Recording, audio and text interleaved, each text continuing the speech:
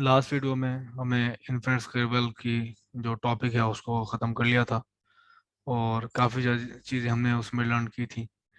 तो अब इस वीडियो में हम आ, उन कॉन्सेप्ट्स को अप्लाई करेंगे और देखेंगे वो कैसे हम आ, जब प्रॉब्लम कोई पर्टिकुलर आती है तो हम कैसे उन कॉन्सेप्ट्स को यूज़ करते हुए उन प्रॉब्लम्स में आंसर्स फाइंड करते हैं। तो ये इस में बेसिकली दो छोटी छोटी प्रॉब्लम्स हैं और इसमें मकसद हमारा ये होगा कि इंटेलिजेंटली आप कि आपने किस तरह से प्ले करना है वो प्रॉपर्टीज जो इन्फ्रेंस केबल की हमने देखी थी वो किस तरह से आप यूज़ कर सकते हैं और एफिशिएंटली चीज़ें कैलकुलेट करके आंसर्स दे सकते हैं। So a particle in infinite square has its initial wave function psi x0 is equal to a into psi 1 plus psi 2। तो ये psi 1 और psi 2 ये हमारे पास स्टेशनरी स्टेट है और ये साई जो इनिशियल वेव फंक्शन है वो linear combination of two stationary states का है। और जबकि ए कांस्टेंट है जो हम फाइंड करके इस वेव फंक्शन को नॉर्मलाइज कर सकते हैं। तो पहला टास्क है कि हमने इस वेव फंक्शन को नॉर्मलाइज करना है। तो नॉर्मलाइजेशन की कंडीशन हमें पता है कि आपको through out space minus infinite से लेके इन्फिनिट तक स्क्वायर मॉडुलस को इंटीग्रेट करना होता है, वेव फंक्शन के स्क्वायर मॉडुलस को इंटीग्रेट करना होता है। और जबकि जो वेव फंक्शन है हमारा आउटसाइड द वेल वो जीरो है, तो हम नॉन जीरो जो वेव फंक्शन एग्जिस्ट करता है वो जीरो से लेके ए तक है, तो हम जीरो से लेके ए लिमिट तक इसको स्क्वायर मॉडुलस को इंटीग्रेट करेंगे।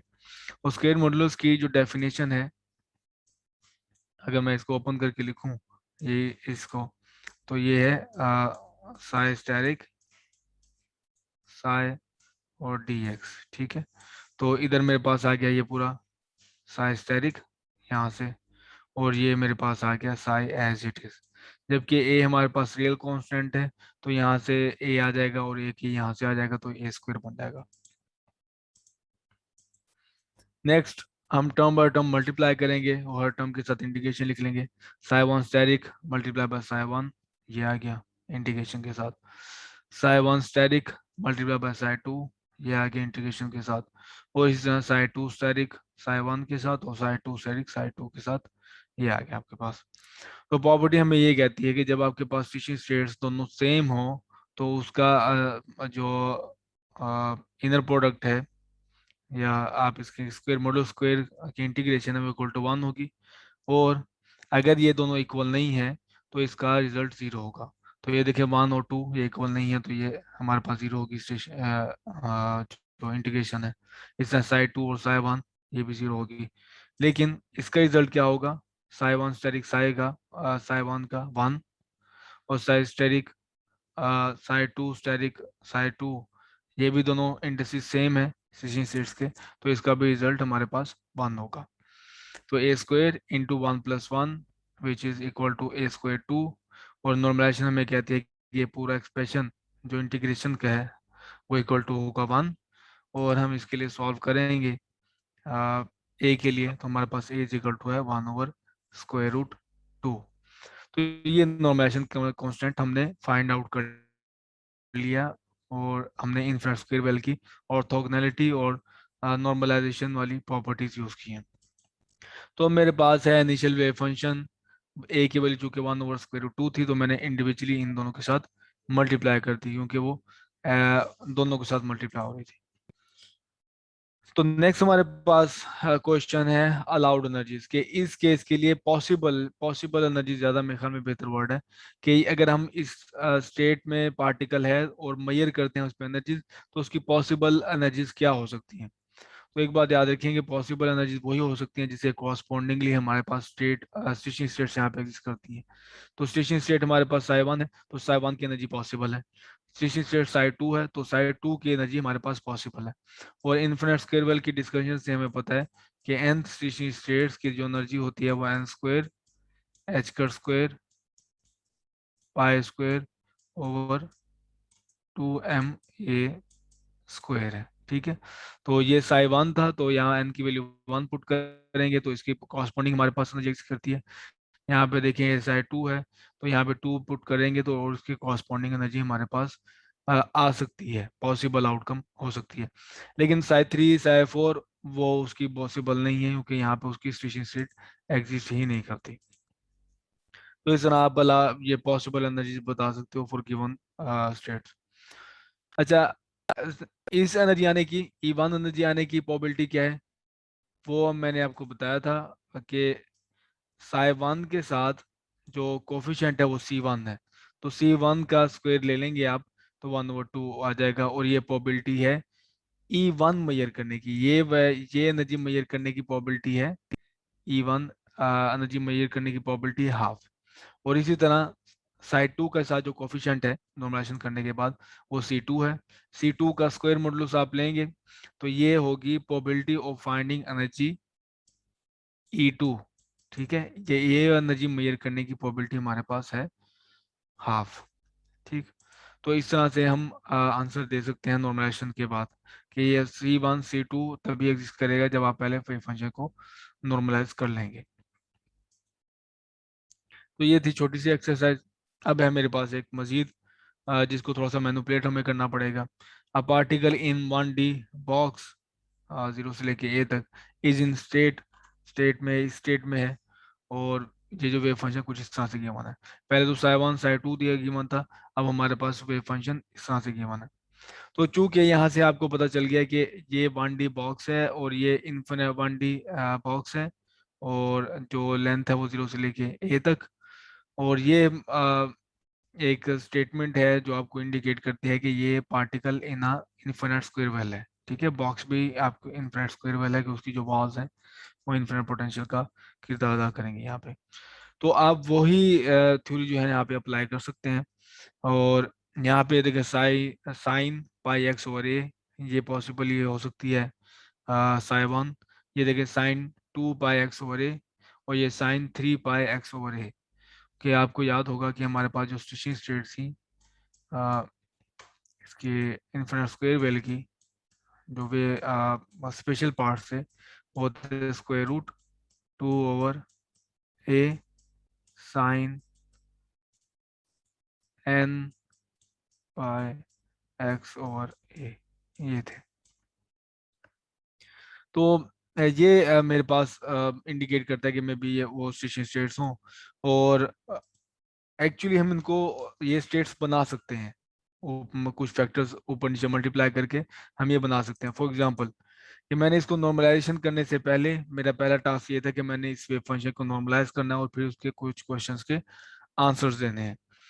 तो नॉर्मलाइजेशन करने के लिए मैं ये करूंगा कि बेहतर ये है कि साई 1 साई 2 और साई 3 या साई 4 जितनी भी वैल्यूज हैं उनमें लिखा जा सके। तो मैं इनको इन के साथ कोई फैक्टर्स मल्टीप्लाई करके ये बनाने की कोशिश करूंगा। ठीक है, ये बनाने की। तो साइन पाई एक्स ओवर ए है यहाँ पे, यानी कि एन की वैल्यू 1 है। तो मैं ये करता हूँ कि 2 ऊपर और नीचे स्क्वायर रूट के साथ √2 ऊपर नीचे मल्टीप्लाई कर दूंगा। तो नीचे स्क्वायर रूट में 2 मल्टीप्लाई होगा 10 के साथ, तो ये बन जाएगा 20, और ऊपर स्क्वायर रूट 2 आ जाएगा। और स्क्वायर रूट ए ऑलरेडी मौजूद था तो मैंने उसे साइड पे फैक्टर आउट कर लिया। तो ये देखें, ये मेरे पास बन गई साई 1। ठीक है, ये ऑलरेडी, इसको मजीद मैनिपुलेट करने की जरूरत नहीं थी। और ये है √2/a sine 2 pi x over ए, तो ये मेरे पास है ये एक्सप्रेशन 2। जबकि इसको मैनिपुलेट करना पड़ेगा हमें, और इसको भी √2 ऊपर नीचे हम मल्टीप्लाई करेंगे, तो ये बन जाएगा, क्योंकि यहाँ पे 3 है तो ये बन जाएगा हमारे पास साई 3। तो मैं इस फॉर्म में लिख लूँ तो फिर आसानी से मैं इसकी नॉर्मलाइजेशन फाइंड कर सकता हूँ।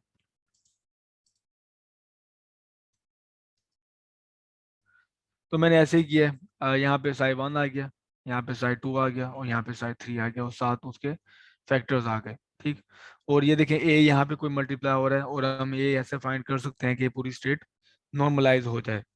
तो अब लाजमी नहीं है कि पूरी स्टेट के साथ ए मल्टीप्लाई हो, दरम्यान में भी किसी स्टेट स्टेट के साथ ए मल्टीप्लाई हो सकता है। तो प्रीवियस डिस्कशन को देखते हुए हमने ये देखा था कि साई 1 बेसिकली हो ये रहा है कि मैंने नॉर्मलाइज करने के लिए मुझे ये पूरी दोबारा इंटीग्रेशन लेनी पड़ेगी टर्म बाय टर्म, जिसमें आएंगे मैं एक्सप्रेशन एक बार लिख देता हूँ 1 फॉर ऑल, कि ये बनेगा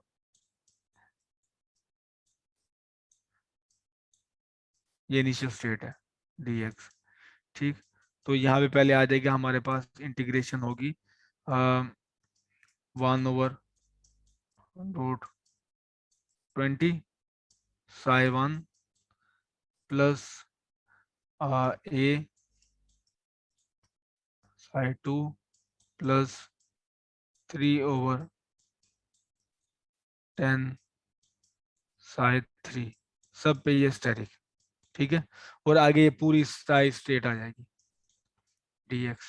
तो अब आप देखें, पहले एक मरतबा ये psi 1 स्टेरिक psi 1 से मल्टीप्लाई होगी, psi 1 स्टेरिक psi 2 के साथ, psi 1 स्टेरिक psi 3 के साथ, और इस तरह 3 टर्म इधर से आएंगे, 3 टर्म इधर से आएंगे। और जो क्रॉस टर्म है बाय नॉर्मलाइजेशन, जो प्रॉपर्टी है हमारे पास ऑर्थोगोनैलिटी की, m और n स्टेरिक dx, ये हमारे पास आएगा सिर्फ डार्क डेल्टा m और n, वही एग्जिस्ट करेगा जिसकी m और n की वैल्यू, m और n दोनों सेम होंगे। तो psi 1 जब psi 1 से मल्टीप्लाई होगा तभी हमारे पास वैल्यू आएगी 1, अदरवाइज 0। तो अब जब psi 1 मल्टीप्लाई होगा इस एक्सप्रेशन के साथ, साइन स्क्वायर के साथ, तो ये इसका जो डॉट प्रोडक्ट है psi 1 स्क्वायर का psi 1 के साथ इंटीग्रेशन के साथ, वो 1 हो जाएगा, और बाकी क्या बचेगा हमारे पास, 1/√20 और 1/√20 मल्टीप्लाई होगा, तो ये 2 मरतबा ये मल्टीप्लाई हो जाएगा। इस तरह ये जब psi 2 स्टैटिक psi 2 के साथ मल्टीप्लाई होगा इंटीग्रेशन के साथ, तो हमारे पास बन जाएगा a², और इस तरह psi 3 स्टैटिक psi 3 के साथ मल्टीप्लाई होगा तो हमारे पास है 3/√10 स्क्वायर बन जाएगा। तो ये देखें आप, तो मैंने क्या किया, इसकी जो कोफिशिएंट है डायरेक्टली 1/20 कर लिया, इसका कोफिशिएंट 9/10 हो गया। तो जब कभी आपको नॉर्मलाइजेशन इस तरह फाइंड करना हो तो आप डायरेक्ट जो स्टेशनरी स्टेट के साथ कोफिशिएंट हैं उनके स्क्वायर मॉडुलस ले लें। ठीक है, तो स्क्वायर मॉडुलस आप लेके उनका सम इक्वल टू 1 होगा, तो ये डायरेक्ट वे है, और उसके पीछे वो जो प्रॉपर्टी है जो मैंने अभी थोड़ी देर पहले एक्सप्लेन की है वो एग्जिस्ट करती है। तो इस एक्सप्रेशन को सिंप्लीफाई करेंगे तो ए की वैल्यू आ जाएगी 1/√20। तो एक चीज याद रखनी है कि यहाँ पे जो कोफिशिएंट हैं वो रियल हैं, तो इस वजह से मैं इसका डायरेक्ट स्क्वायर कैलकुलेट कर लेता हूँ इन कोफिशिएंट्स का, इन इन वैल्यूज का। तो मेन डेफिनेशन इसकी ये है, स्टेरिक और सी। ठीक है, अगर ये होगा आपके पास लेट्स से इमेजिनरी पार्ट, तो इमेजरी में ये साइज स्टेरिक अलग होगा। फॉर एग्जांपल मैं कह लेता हूँ कि यहाँ पे था आयोटा आयोटा/√20। तो अब आप जब इसको अप्लाई करोगे, इसका इधर जो आएगा अगर, तो वो होगा